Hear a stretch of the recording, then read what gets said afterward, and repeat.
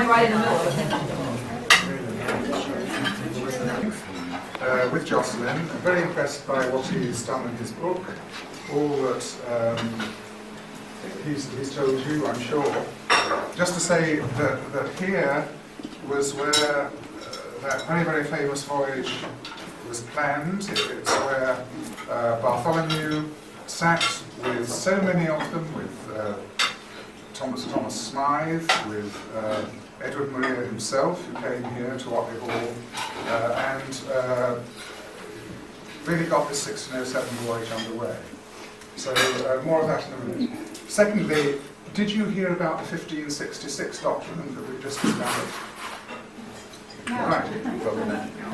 Because Robert Gosnold I actually split Otley Hall into two in 1566, and Robert Gosnold III with Ursula Wingfield had the downstairs and Robert I upstairs, and so we've got a little bit of information about that, which we can talk about later on. Over to you. Any questions about anything that you've seen? We heard about the higher and the lower Otley Hall. Is that document? Maybe shed some light on that question? Yes, Leather Hall in relation to the old hall. We've made quite an exciting discovery this week. The trouble is our information is just ongoing the whole time. And we think we found the old Nether Hall underneath the Rose Garden. We know that Otley Hall goes back to 1190, to the time of the Otleys, and then the Cresceners in the 14th century, before the Gosnolds arrived in 1401, and they were here as tenants until 1542 when they bought. And that early hall has been missing. It's been a mystery as to where it is. And we've had subground radar. What in fact Dr. Bill Kelso is doing at present, looking for Bartholomew Gosnold in the Jamestown Fort, more of which in a minute.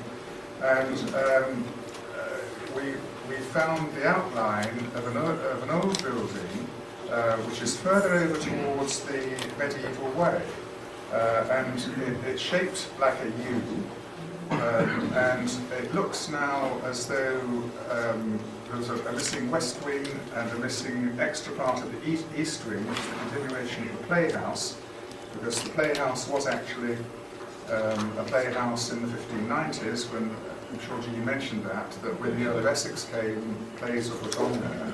The Earl of Essex was a frequent visitor here before he was beheaded in 1601. Robert Gosnold III was the Earl of Essex's secretary, and he came down to see his secretary.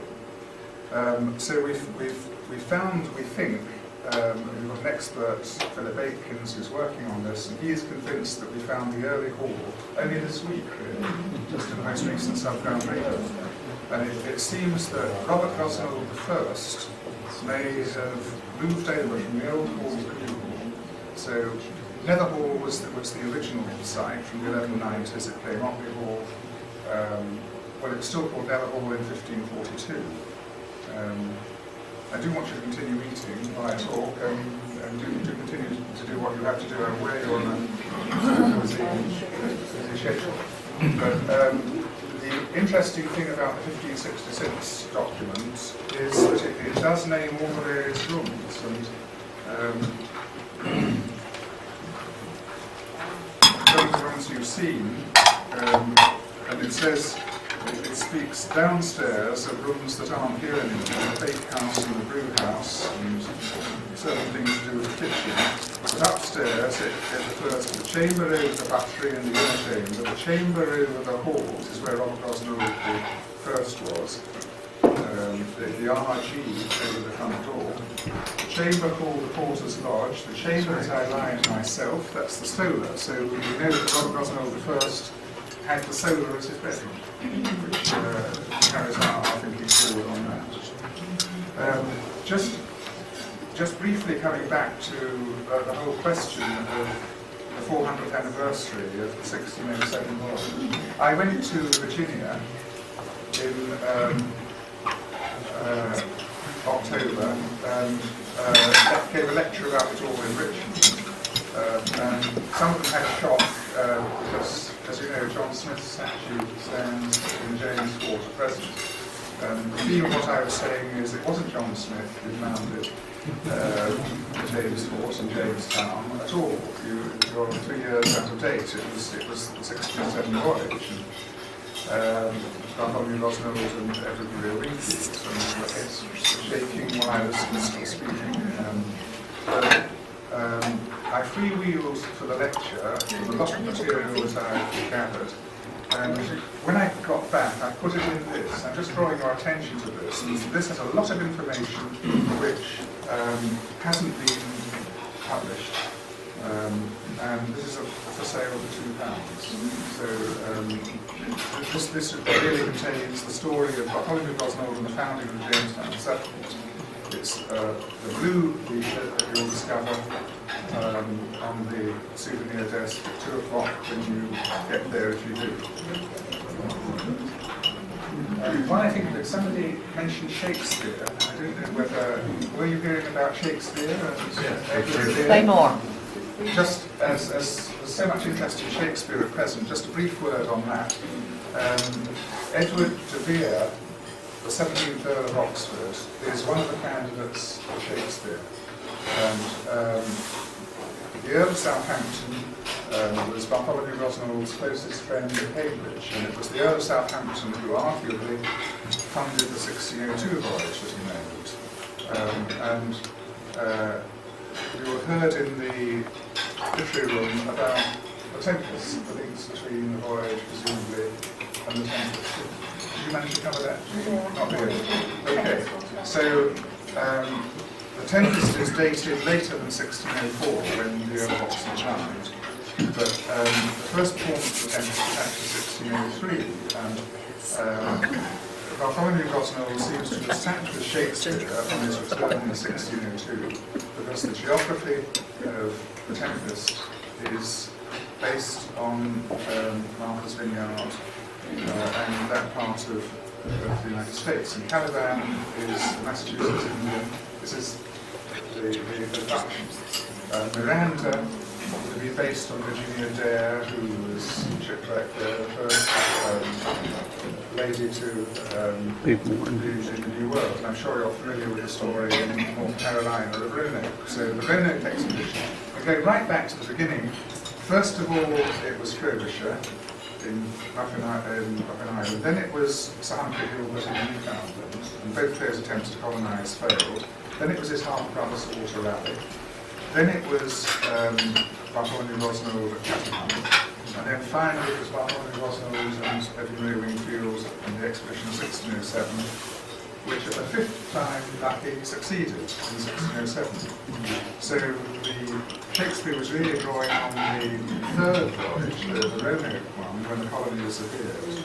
And Prospero and Miranda were left over from that. And then the fourth voyage, there was this character Gonzalo in Shakespeare's Tempest. Gosnold, it's an anagram, you spell Gosnold, Gosnold, different spellings. So there are strong links between Gosnold and Shakespeare. And if Shakespeare was the 17th Earl of Oxford, he was the cousin of the Gosnolds, along with Bacon. Francis Bacon was also a cousin of the Gosnolds. And, he was often here. And people ask, how did Shakespeare meet the Earl of Southampton, his patron, to whom he dedicated poems? He's an Adonis. Those who founded the Jamestown settlement were those who did the organising and the planning and the financing. It's very interesting what you said about they shook their hands with heads when you mentioned Gosnold and Wingfield, because I did exactly the same thing when I went to talk about my book. And yes, I believe all those things probably are true, Mr. Wingfield said, whoever it was in the VHS. But you see, it's all politics here, meaning we can't knock down Smith's pedestal and put Gosnold up, for example, because it was all to do with the Civil War.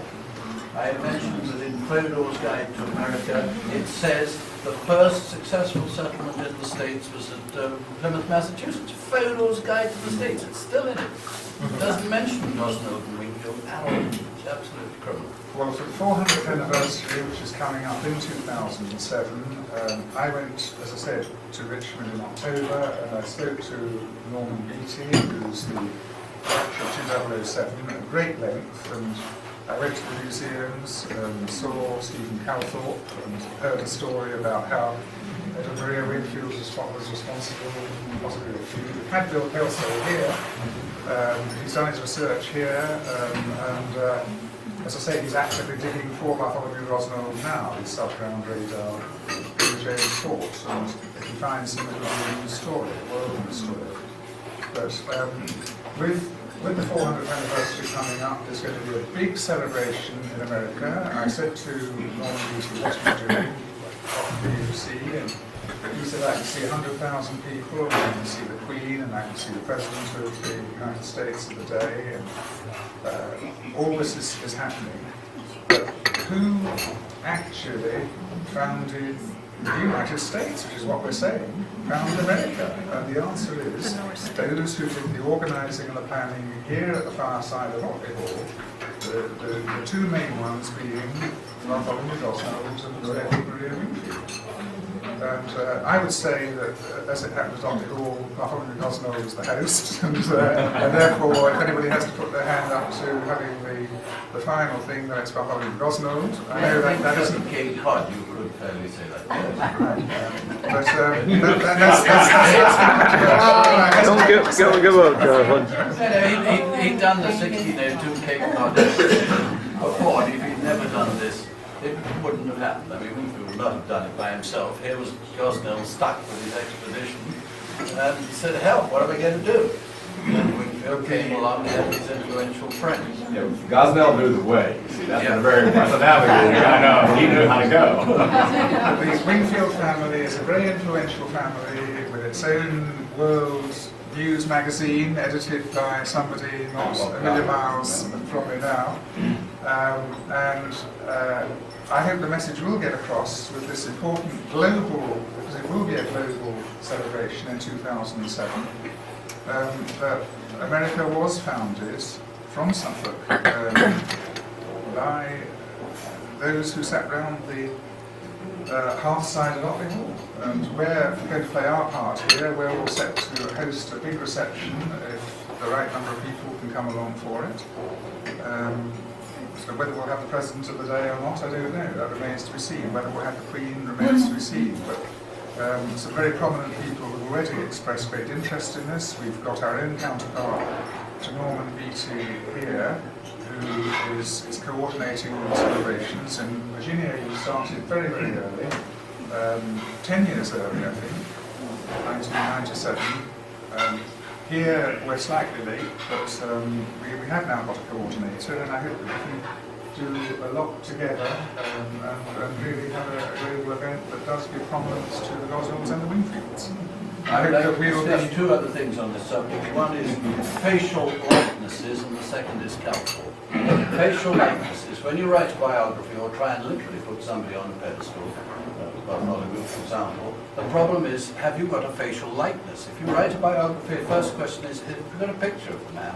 If the answer is you haven't, it never takes off. Never has taken off. They can't think of one. But we have. We have got a likeness, but it's not the real likeness, but it is a likeness. The ship's crown. Yes, the ship from Halifax, Canada. We've got Canadian Wingfields here, no Wingfield on the end. It was Halifax, wasn't it? I sent it to you. And this was a figurehead discovered, I think, in Halifax. On the prow. On the prow of a ship, Bartholomew Gosnell. Well, it isn't Bartholomew Gosnell, but it is Bartholomew Gosnell, and it's better than nothing. We're having a statue erected to Bartholomew Gosnell in May 2000 in front of the Ipswich Custom House, and I attended a meeting on Thursday in Ipswich just to further that, and that is happening. And sculpture has been identified. I've already attended a meeting 2 or 3 months back to explain to the Suffolk Sculpture Committee what. Well, we're going to have him in a sea cape over a wheel with some sort of a head covering, the hook nose, the nose that you see in the portrait. But the direct descendant of Bartholomew Gosnell did come and identify himself at one of our open days, and I stood him in front of the portraits and in between, and I looked at his nose in all directions, and he clearly is a direct descendant. I think One of those two people I sent you on the family trip. no, we've had about 20 or 30 Gosnells going back, but this is a young fellow who's exactly the same age now as Bartholomew when he died. And my idea is that when the artist is chosen, we're going to, I've got his phone number, and I ring him up and ask him to sit, and we'll disguise the hair and so on, and put that under, but we'll have a recognisable face. We have been discussing for about 5 years in the Family Society how to produce an Edinburgh Wingfield face a la Calthorpe, as done by Dr. Bill Kelso at Jamestown. And we have every known uncle and cousin and grandfather and great-grandfather of Edinburgh Wingfield except him. We could fuse all those faces, but what's it going to produce? It's going to be no better than this picture produced at JR 102C at Jamestown and saying Calthorpe looks like this. If